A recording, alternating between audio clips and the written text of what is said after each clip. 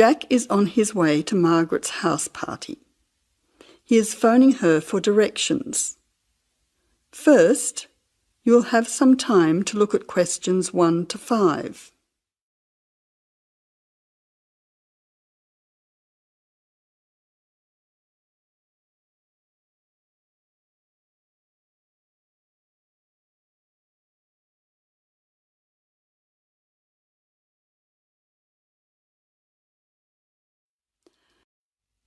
Now listen carefully and answer questions 1 to 5. Jack has got lost on his way to Margaret's party. He is phoning her for directions.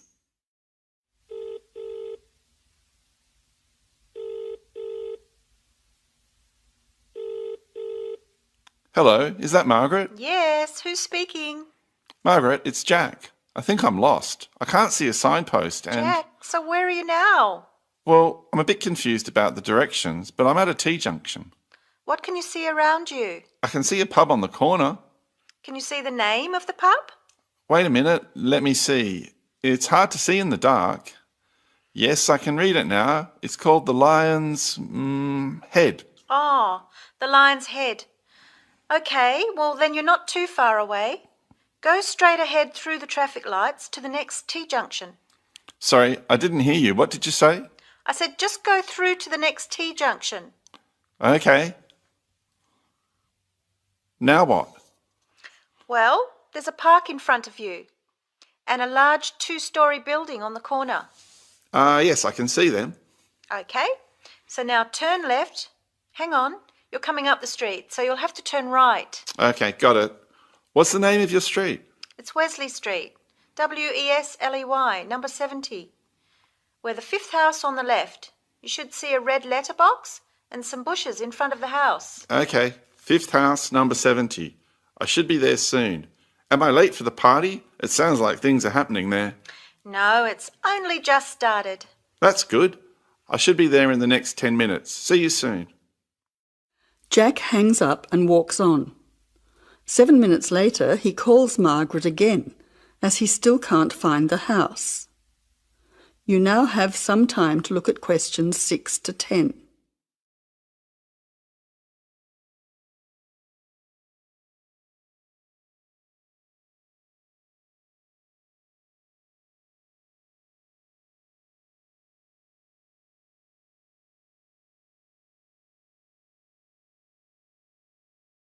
As you listen, answer questions 6 to 10.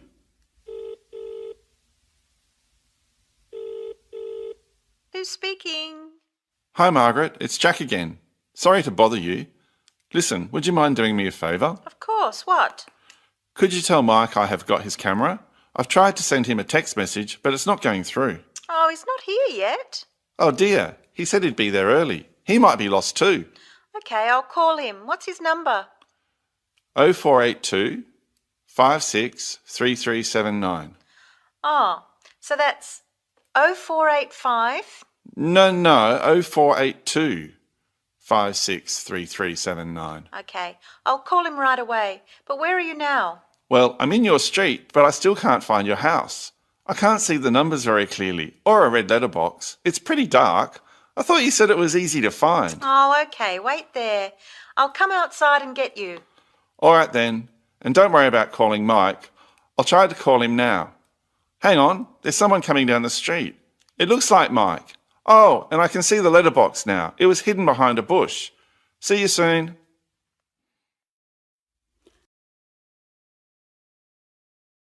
That is the end of part 1. You now have half a minute to check your answers.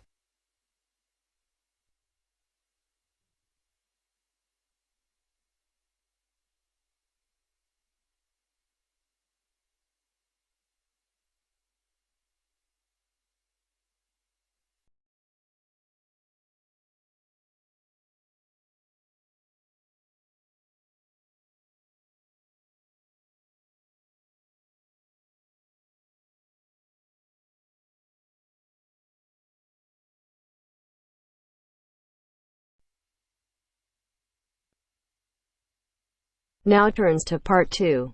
Part 2. You will hear part of a lecture on art and culture in the Indonesian island of Bali. First, you have some time to look at questions 11 to 15.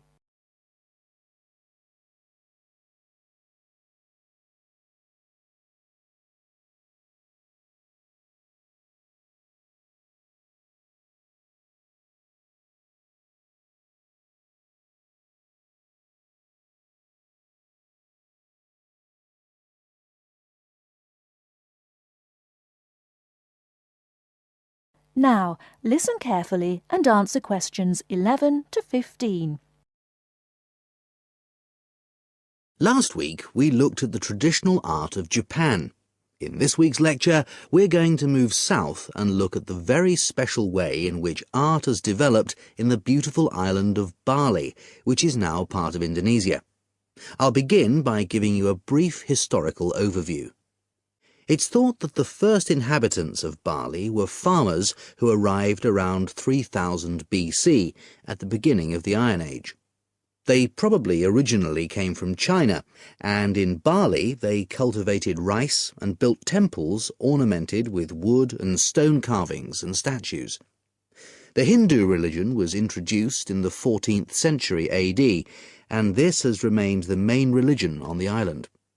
This was an important period in the artistic development of the island, when sculptors, poets, priests and painters worked together in the service of the ruling families. Rather than painting everyday scenes, artists concentrated on narrative paintings illustrating the epic stories of Hinduism. Bali's rich natural resources have always made it an alluring goal for merchants, and from the 17th century onwards, Dutch ships visited the island to trade in spices and luxury goods. Gradually, the old royal families lost their power, and eventually, in 1906, the Dutch East Indies Company was founded, and the island became a colony. In the 20th century, art then took on a very different role, as a tool accessible to everyone in the fight of the Balinese people against colonization, rather than as the property of a minority. Shortly after this, in the 1920s, stories of the beauty of the island of Bali began to spread around the world, and Balinese art underwent another vast transformation with the advent of tourism to the island. At first, this was only on a small scale, but it had important effects. Expatriate artists from Holland and Germany settled on the island, bringing paper, Chinese ink and other new materials with them. They worked with local artists, encouraging them to experiment with concepts like naturalism, expressionism, light and perspective, as well as to move away from the traditional focus on narrative painting towards something closer to their own experience. When independence came in 1945, this desire for an art to match a new national identity became stronger, and the traditional narrative paintings started to give way to scenes showing the everyday life of the Balinese people, harvests, market scenes and daily tasks, as well as the myths and legends of their history. Before you hear the rest of the talk, you have some time to look at questions 16 to 20.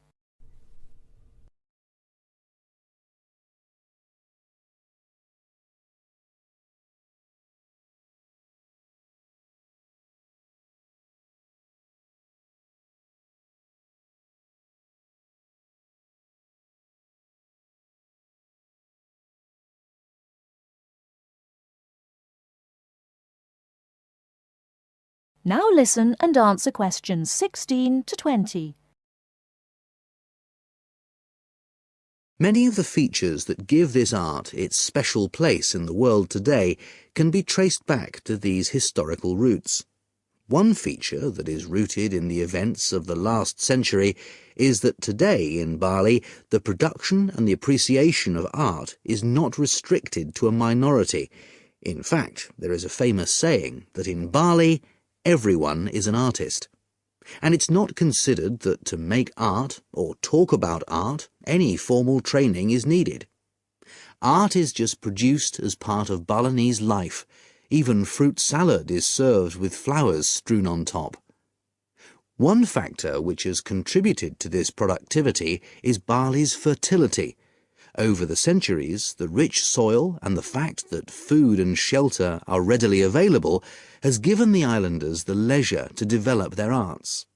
While painting, sculpture, carving and music have traditionally been the province of men, women have channeled their creative energy into making lavish offerings to the gods with spectacular pyramids of flowers, fruit and cakes offered at the temples on festival days and celebrations. All these kinds of art still have close links with the religion of the people and are something that people do on a daily basis. Another special characteristic of art in Bali is that it is not generally seen as an individual pursuit. In the West, art is often carried out by the artist on his own, reflecting his own individual world-view in the hope of achieving personal wealth and fame. For Balinese artists, art is something that's done as a group, and many artists may participate in one piece of work. And Balinese art is not restricted to temples and offerings. It decorates objects such as jackets, motorcycles, hotel menus, and so on. But perhaps the most significant characteristic of Balinese art, and one that distinguishes it most from the art of the West, is to do with its expected lifespan. Carvings are made in soft stone, which is gradually destroyed over the years. The humid climate rots paper and cloth paintings. The magnificent offerings of fruit and sweets are eaten. Wooden statues are destroyed by insects. But Balinese artists accept that their work is ephemeral, not permanent, and instead of slavishly preserving the originals, they produce new art. And all this rebuilding, renovating and replacing means that the island's art continually evolves and perpetuates itself. That is the end of part 2. You now have half a minute to check your answers.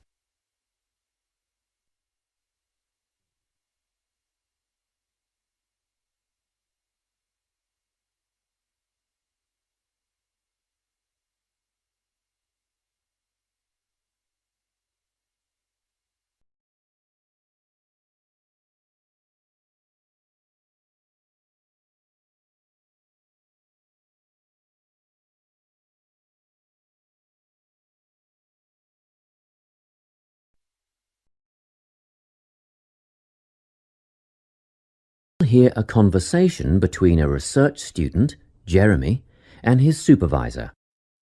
They are talking about the process of having a research project published in a journal. First, you have some time to look at questions 21 to 25.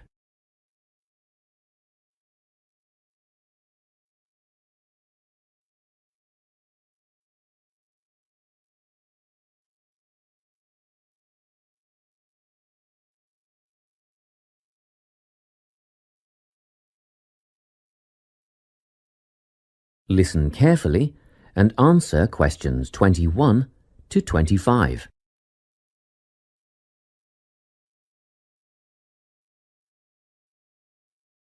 So, you're nearly ready to submit your article to an academic journal, are you? Yes, I think so. I just wanted to go over all the things I need to do before I submit it. And then I wanted to go over the submission process with you. Great. So, firstly, you need to write an abstract. Make sure it's short and concise. Of course. I forgot all about that. And what about key words? Yes, a lot of students overlook this part and just jot down whatever comes to mind. But take some time to make a list of key words that are accurate and relevant. Okay. Another thing, could you have a look at my article before I submit it? Absolutely. Actually, at least 2 senior staff members should always read through a final draft before submission. Do you mind if I give it to Professor Johnson to have a look at as well? Not at all. I'd be glad to have the feedback. Do you know which journal you want to submit to yet? Not yet. I have a short list of about 3 that I'm interested in. Make that decision soon, because you'll need to adjust your article so that it matches the style guide of the journal you are submitting to. I bet that can take a while. Yes, but after that you are just about ready to submit. One more thing, you'll have to sign the copyright form, just confirming that it's your own work, and then you're good to go. Before you hear the rest of the conversation, you have some time to look at questions 26 to 30.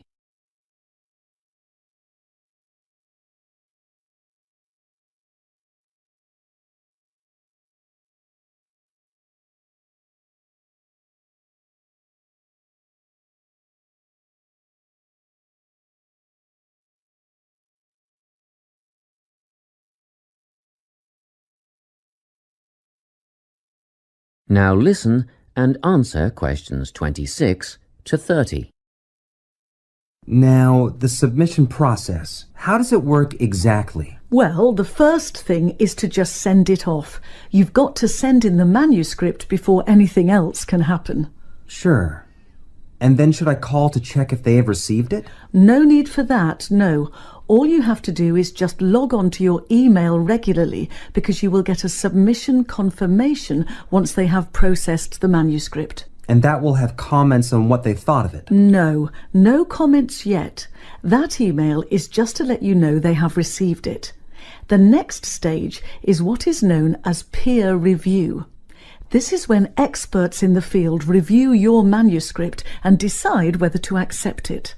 They'll never accept me. I'm only a master's student. Don't worry about that, Jeremy. It's all done through a double-blind method. That means that whoever reads your manuscript has no idea whether you are a grad student or a Nobel Prize laureate.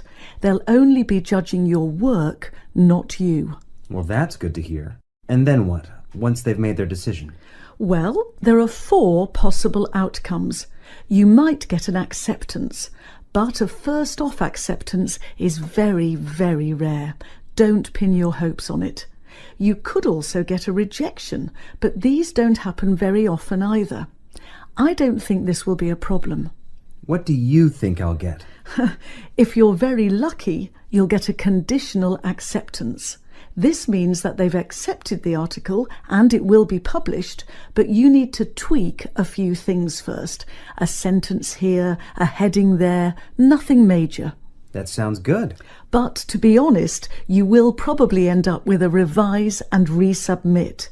This means they are definitely interested, but you will need to rework the paper before it's accepted. The necessary changes will be outlined by the reviewers. Okay. So I just fix the things that need changing and present it again? Yes, but include a cover letter that discusses the changes you have made. The same goes for a conditional acceptance, actually. It helps the reviewers see that you've taken their criticism seriously. That is the end of part 3. You now have half a minute to check your answers.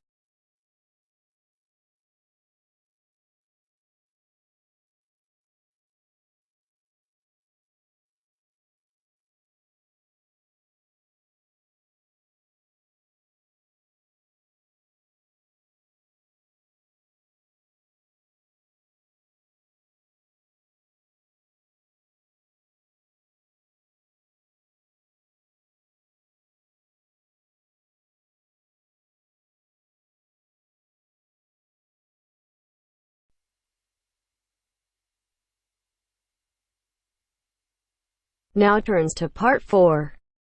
Part 4. You will hear part of a lecture on cities of the future. You now have 30 seconds to read questions 31 to 37.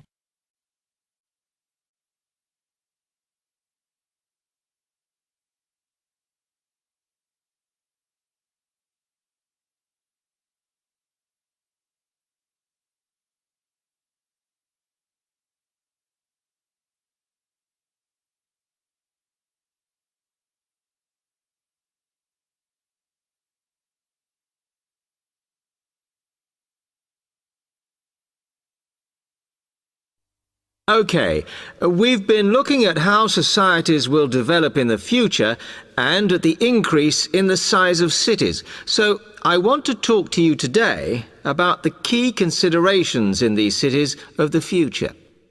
There are 3 key elements I want to look at, and these are the new features they will have, issues of size, and the main problems to be considered.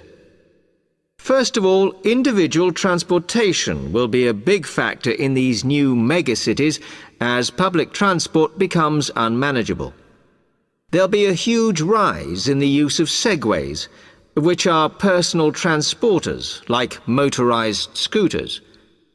As a result, and partly also to reduce pollution, roads will be altered so that they are narrower and will take up less of a city's space than they do currently. Naturally, this is a major change to the infrastructure, and something that may hinder it is the huge amount of investment it will require. The next thing is, what is going to happen to the commercial areas? We do not want these to become even larger concrete jungles than they are at present, so we have to look at design. And current designs for city development include building gardens on the roofs of these buildings to make a more pleasant environment for workers. And you may think that these areas will expand to cope with increased commercial activity. In fact, the prediction is that they will cover 1/5 of the area that they do at present as we build upwards. The exception to this is shopping centres, which we predict will expand with more and more temperature-controlled malls. What may cause difficulties is that the superstores will be confined to the outer edges of the city, as they will be too big to fit into the new malls. Then, of course, there are the residential areas, and these will undergo their own changes. One particular development will be houses which are built from glass, as innovations in this material allow it to provide light without causing problems with temperature inside a building. The residential areas will not be allowed to expand without limit, as happens in some areas at present, and their size will be restricted to a population of 15,000. One issue, which has yet to be resolved, and I'm not sure it ever will be, is how we manage to house older residents. They will be increasing in numbers as time goes on. Finally, how will these cities live? We know we have limited energy sources, so what will we do? Well, something currently in development, which will be a feature, is that waste is going to become an energy source. For example, to provide gas in homes. Also, as new technology and systems are developed, we will find that energy plants will become smaller. Another energy source we could use, but one which raises issues of having enough space and too much noise, is wind farms. Because of the problems, I'm not convinced these will be the grand solution to our energy problems that we thought they were going to be.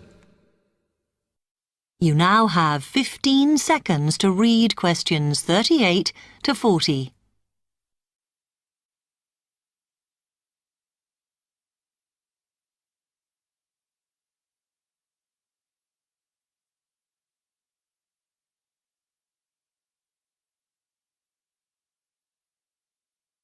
Now, moving on to looking at the social aspect of cities, we need to look at housing and how people will live. Cities currently have flats in the centre, populated by single people and wealthier residents, and families tend to move to the outskirts. In the future, the centre of cities will see a dramatic change. We will see many more examples of cooperative buildings. This is where people join together to form a company that owns the building they live in. And despite continuing shortages, there will also be a rise in the provision of retirement homes in city centres, so that the elderly can have easy access to hospitals and shops. Recently, we have seen a levelling off in the growth of private housing, and I think that will not change. But we are likely to see more social housing, as far fewer people will be able to afford to own their own homes. OK, now, if anybody has any...